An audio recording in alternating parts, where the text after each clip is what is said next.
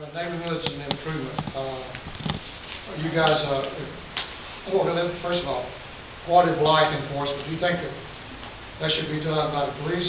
They're doing a good job, or it should be by some other personnel, such as a town marshal or something like that? Town marshal. I'm just suggesting. That's just a suggestion, rather than if you like the way it's done right now, what the police are doing is fine. But if you don't, then what's the alternative? Maybe a town marshal or an ordinance enforcement officer or something. Call it what you want to. Right. We have options to this. I think we have a code official that just now is slotted into planning and zoning. That's one person, right? Right. And then we have a Qualilty of Life Unit that's basically in the police department. I think either way works. Depends on the will of the council and the direction that the council gives the city manager as to how it's managed. The challenge is, and I've been to a lot of homes, it's surprising the type of things that people have in their backyard.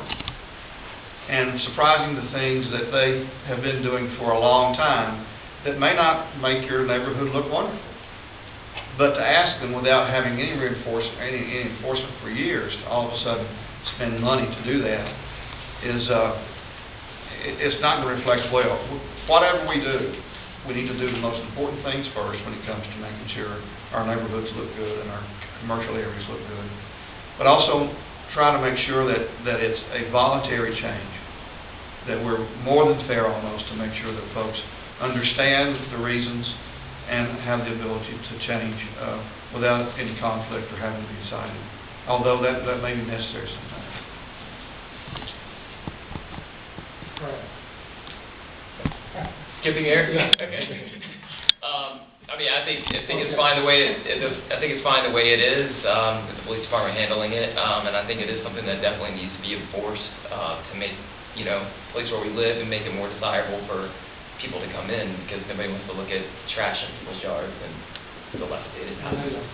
I believe that there needs to be a separate unit, and it doesn't need to fall on the police officers. I think police officers need to do the job of policing, and I think there needs to be a quality of life enforcement officers who do that job specifically, because each individual homeowner's situation or renter's situation is totally different.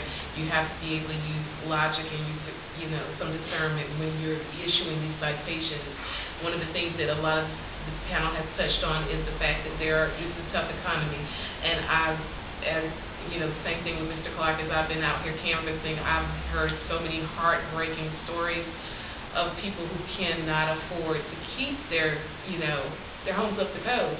And so, sitting down with members of the LNA board, we've been thinking about ways of finding a solution to try to help people, elderly, and people who are out of work that need help.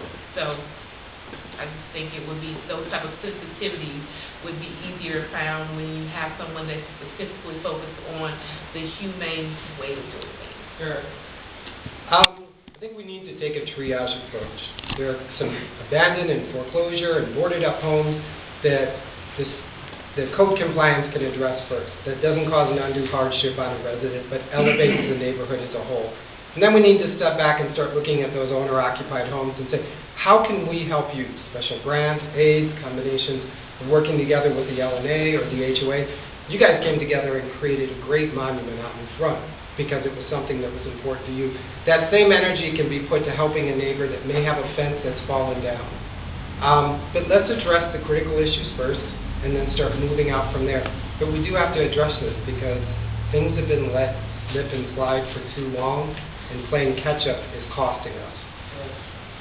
I think we started out with quality of life in our planning and zoning department. It really didn't work doing it that way. It seems to be working since we've moved it to the police department.